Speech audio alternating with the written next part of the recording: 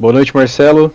Me chamo Matheus. Estou aqui com o Vinícius. Nós somos alunos da Ciência da Computação, oitavo semestre, noturno. E hoje a gente está aqui para apresentar para você o trabalho de sistemas distribuídos, mais focado aí na comunicação entre sistemas distribuídos. Bom, para contextualizar, basicamente um sistema distribuído é um sistema composto por vários itens, vários nós, né? E a comunicação entre esses sistemas, ela ocorre por alguma troca de informação ou algo que tenha que trafegar entre esses nós, né? Então daí que vem as comunicações entre os sistemas distribuídos. Para esse trabalho de comunicação de sistemas distribuídos, a gente pensou em fazer essa comunicação por meio de alguns servidores. Bom, primeiramente, a nossa aplicação, a gente pensou em fazer resolvendo uma dor de um cenário que está muito aí dentro do nosso escopo, né, no cenário da tecnologia. Nós desenvolvemos nossa aplicação, desenvolvemos uns microserviços, na verdade, para desenvolvedores, focados em desenvolvedores. Então, o que acontece? Muitas das vezes, nós que desenvolvemos, nós que trabalhamos com tecnologia e mais precisamente em programação, sempre que possível a gente consulta APIs, a gente consulta endpoints em diferentes lugares, em diferentes servidores, e isso acaba meio que atrasando um pouco o nosso desenvolvimento, porque a gente tem que ficar caçando em vários lugares diferentes, tem que ficar procurando, enfim. Isso acaba meio que comendo um tempo do nosso dia a dia de trabalho. Então, o problema que a gente está resolvendo é focado em centralizar as soluções e alguns microserviços, alguns servidores, algumas APIs aí espalhadas por diferentes locais. Então, o nosso escopo a gente meio que provisiona para o usuário essa parte do Swagger, né, tendo em vista que o usuário ele é um desenvolvedor, ele já tem familiaridade com documentação de APIs, e dentro do Swagger tem uma lista vasta de componentes, de servidores que estão dentro da nossa aplicação e de endpoints. Então, basicamente, o usuário, né, o desenvolvedor, ele entra dentro dessa documentação e ele tem acesso a um leque centralizado de APIs e de serviços que ele pode acessar aí para contribuir com o seu ambiente de trabalho. Bom, vamos lá para a parte mais interativa, né, a parte que vai ficar melhor de visualizar como que funciona o ecossistema da nossa aplicação. Então, primeiramente, a gente tem a entidade usuário, né? O usuário, no caso, o desenvolvedor, que vai acessar o nosso microserviço, e ele justamente faz uma requisição dentro do nosso microserviço lá na página do Swagger. Após isso, nós temos duas situações. As tecnologias a gente vai explicar um pouco melhor posteriormente, quando a gente entrar na parte técnica, mas só para introduzir, a gente tem um banco de dados em cache, e nesse banco de dados em cache a gente tem duas situações. Pode ser que nessa requisição que o usuário tenha feito, pode ser que seja a primeira requisição, ou pode ser que não seja a primeira requisição. Então pode ser que um cache já tenha sido armazenado, e pode ser que um cache ainda não tenha sido armazenado. O primeiro caso de quando o cache não tiver sido armazenado ainda, o que acontece? O nosso microserviço requisita todos os dados nos serviços externos, né? Então o nosso servidor ele comunica com o servidor 3, servidor 4 e servidor 5, né? Todas as três APIs, os endpoints, né, que a gente chama. Então ele comunica com esses três servidores e obtém os dados, né? Então no caso a gente tem o endpoint, né? A gente tem a API de CEP, de Pokédex, para pegar dados da Pokédex, sobre Pokémons. Então o nosso microserviço ele entra dentro desses endpoints e obtém a informação. Quando a gente passa por aquela etapa de tratativa de retorno dos dados, o que acontece? A gente tenta serializar, a gente tenta meio que padronizar os dados que vêm desses sites, né? Então a gente tem vários tipos de outputs diferentes dentro de cada serviço externo, né? Cada um vem de um jeito, cada um pode ser que dê erro de um jeito ou de outro. Então a gente tem essa etapa dentro do código para tratar o retorno desses dados e fazer com que tudo fique meio que junto, da mesma forma e padronizado, para a gente conseguir exibir para o nosso usuário final, que no caso seria o desenvolvedor.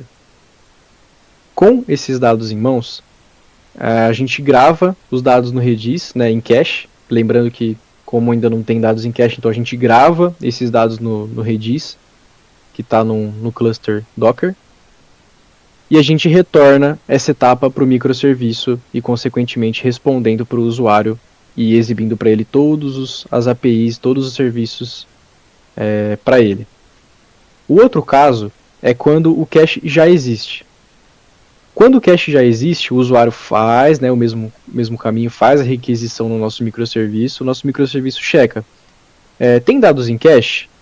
Tem. Né, então quer dizer que ele não expirou esses dados que estão em cache e que já foi feita alguma requisição anteriormente. Então tem dados em cache? Tem. Então ele consulta o Redis, a gente já tem, né, todos os dados dos serviços externos, e a gente retorna novamente para o usuário final. Então dessa forma a gente consegue meio que padronizar a exibição de dados, comunicar entre vários serviços diferentes, né, fazer a comunicação entre vários servidores diferentes e deixar o acesso à aplicação, né, o acesso a esses serviços muito mais rápido com o banco de dados em cache. Perfeito. Tendo em base essa representação do como funciona o nosso ecossistema, eu vou passar a palavra para o Vinícius, que vai explicar um pouco melhor das tecnologias, de como que a gente elaborou o projeto, que a gente utilizou. E é isso. Oi, eu sou o Vinícius. Eu irei explicar a parte técnica do nosso sistema, por que adotamos tais tecnologias, quais as vantagens de cada uma e como ela foi estruturada, tanto na questão de código-fonte como os seus servidores, entre outros. Vamos dar início primeiro ao primeiro tópico, né, que seria o nosso microserviço. O que seria o nosso microserviço? Nosso microserviço consiste em uma API que receberá as requisições feitas pelo usuário, no caso do desenvolvedor, através da interface do Swagger, e dentro desse microserviço ele vai fazer a diversificação do dado. Ele vai, o usuário quer um dado da Pokédex API para preencher seu portfólio. Ele vai direcionar o usuário para aquela aplicação e vai verificar a existência do cachê, como foi explicado no outro aula.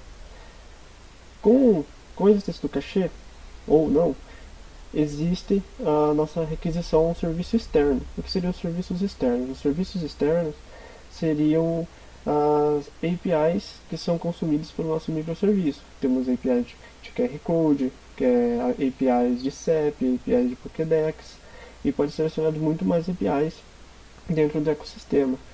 Onde ficam hospedadas essas APIs? Cada API conta em um servidor particular próprio, que podemos verificar no próprio Ruiz, através de uma própria requisição no seu DNS. No caso, o Poké API é registrado no Nametip, está protegido pelo Cloudflare, tem seu próprio IP, seu próprio DNS, como é possível verificar. Temos o gerador de imagem QR Code, que é o Image Charts, que ele também está hospedado em um servidor externo e está atrás de um Cloudflare e também está na empresa da OVH Hospedagens. E temos a API de CEP, que é brasileira, está também no servidor Cloudflare para melhor segurança e está em outro tipo de domínio e outra empresa de hospedagem. Cada uma conta com seu próprio servidor, seu próprio endereço IP e seu próprio registro.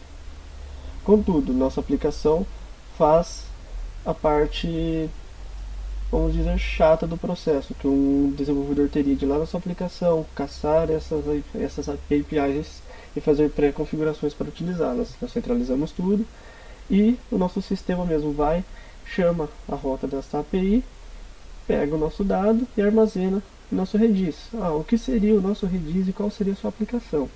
O Redis ele é um banco de, vamos assim dizer, um banco de dados que guarda um dado temporário. A gente predefine um tempo de expiração para o dado. No caso, a gente ganha muita performance com o Redis.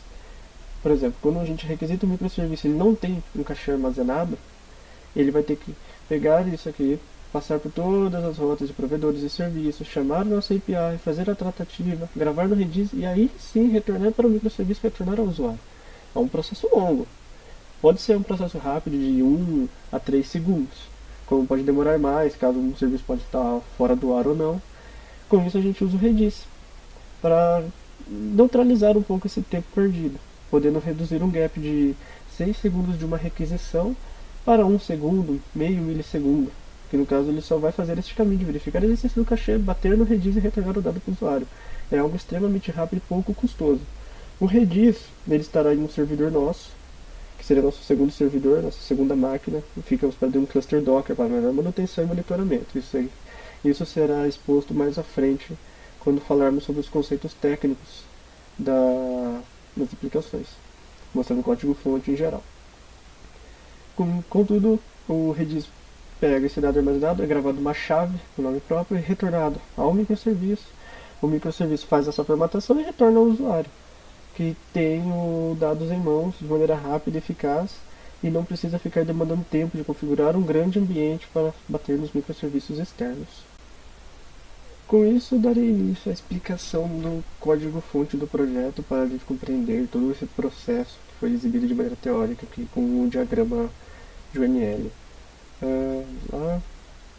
Aqui temos a estruturação do nosso projeto. Ele é um projeto feito em Node.js, Express e TypeScript. Por ser um projeto em demanda grande, consumo, algo muito exacerbado, a gente definiu por uma tecnologia que atende projetos de médio e grande porte e de maneira prática. Aqui temos o arquivo onde geramos o servidor, né? Utilizamos a biblioteca do Express.js para criar a nossa API, o servidor API.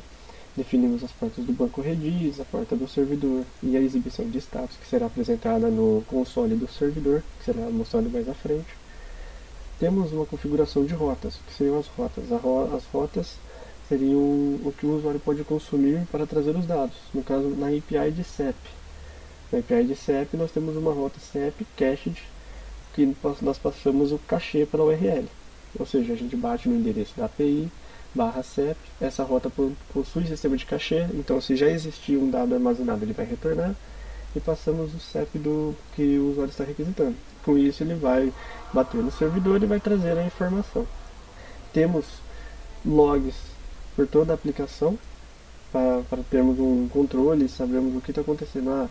O passo a passo que ocorre durante o processo de requisição que o usuário efetua, desde a sua chegada de informações à API até a busca do Redis ou do servidor externo e o retorno dele até o usuário. Teremos um passo a passo, mais a exibição do tempo de resposta quando se utiliza e quando não se utiliza um banco de dados Redis com cachê.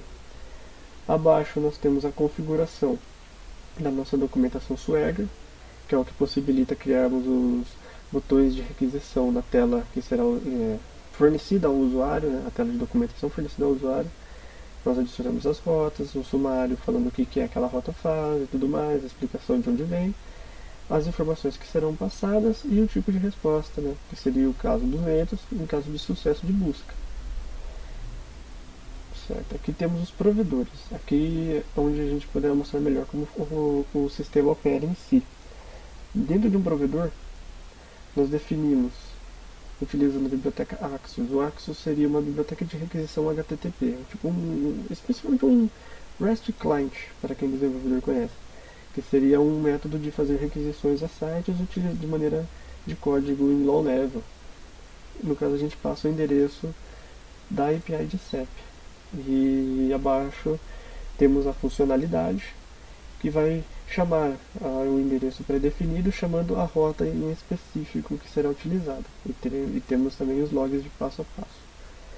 Possuímos uma conversão de dados para mantermos o padrão, no caso são os results, que ele predefine o conteúdo que será exibido pela aplicação ao usuário e o tempo que demorou para a execução acontecer.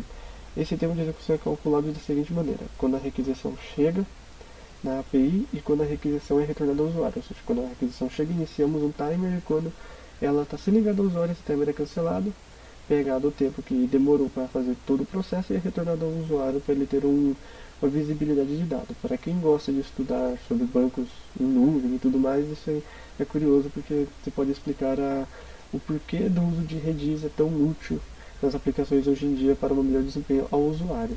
Bem, agora vamos passar para a parte dos servidores e exibição das máquinas, a divisão de servidores entre servidor 1, 2 e 3, o cluster e o cluster Redis. E todo o passo a passo que é feito, demonstrando de maneira abrangente e visível como esse serviço distribuído opera.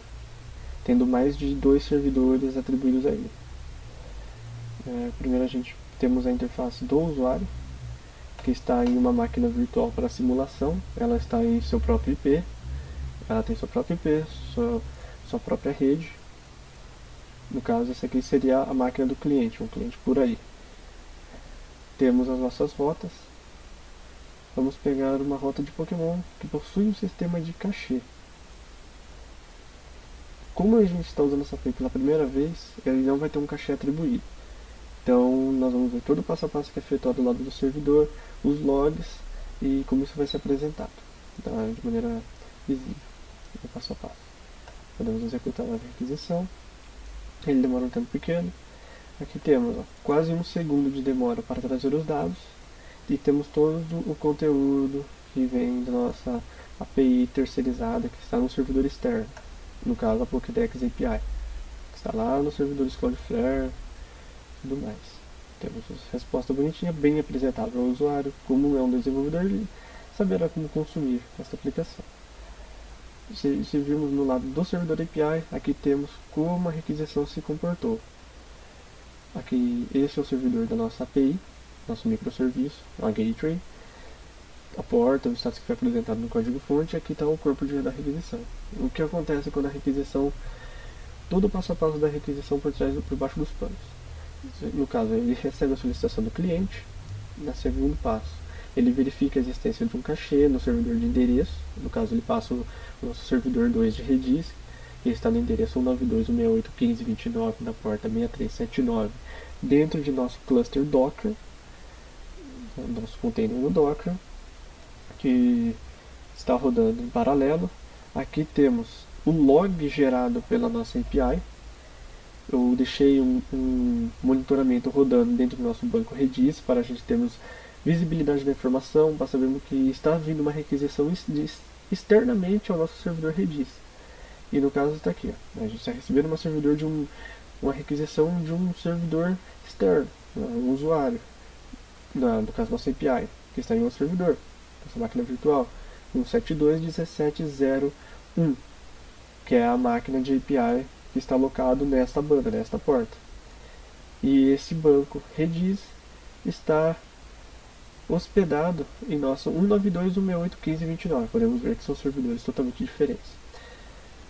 Após a verificação de que não existe um cachê em Redis, ele vai realizar uma requisição ao serviço do Pokédex, que é um servidor externo, que está em outro endereço que foi apresentado anteriormente. No caso, ele está com DNS personalizado de Poké API, que está em outro IP, que é um servidor que está protegido por Cloudflare. Então não temos tantas informações sobre seus endereços de IPv6, IPv4, mas temos apenas seu DNS e seu endereço de DNS provido do nosso Cloudflare, né? O dado é atribuído de maneira externa, recuperamos as informações e ele é predefinido no nosso servidor Redis, que está no servidor 2, e é retornado ao cliente, que no caso vem, né, a nossa interface do Swagger UI, nossa requisição. Agora nós vamos simular de maneira como já requisitamos essa rota, vamos requisitar ela novamente, demonstrando o que acontece quando já existe um dado em cachê armazenado. A requisição é efetuada. Olha só, 5 milissegundos de resposta. É muito grande, é absurdo o tempo que é ganho com o uso do Redis. Aqui podemos ver, ele recebe a solicitação do cliente em nosso servidor número 1, que é esta máquina que estamos utilizando, que está hospedando a nossa API. Ele recebe a solicitação da máquina do cliente, servidor número 1, e ele bate no nosso servidor número 2, nosso servidor Redis, no endereço 192.168. Dentro do Redis podemos ver, ele vai receber essa solicitação e vai retornar automaticamente ao cliente. Ele não precisa gerar esse corpo porque agora ele já tem esse dado armazenado e retorna diretamente. Isso que torna a requisição rápida. Provando assim que o nosso API está em um servidor diferente, 172.17.01.46.112 de porta. Este é o nosso range. Aqui temos o cluster Redis, podemos mostrar como ele está sendo mitigado. Aqui vamos no nosso plugin, demonstramos o nosso container, que está com a nossa API. Aqui temos nosso endereço do cluster, mas esse é o endereço do cluster de maneira local, mas nós estamos utilizando o endereço de máquina para ficar exposto de maneira externa, ou seja, tendo seu próprio IP. Nossa máquina virtual tem nosso próprio IP, ou seja, dissecando assim de maneira entre vários servidores. Servidor número 1, que é a nossa API, servidor número 2, que é a nossa cluster, e o servidor 3, 4, 5, 6, que são nossos microserviços externos que provêm os dados que serão consumidos pelo usuário.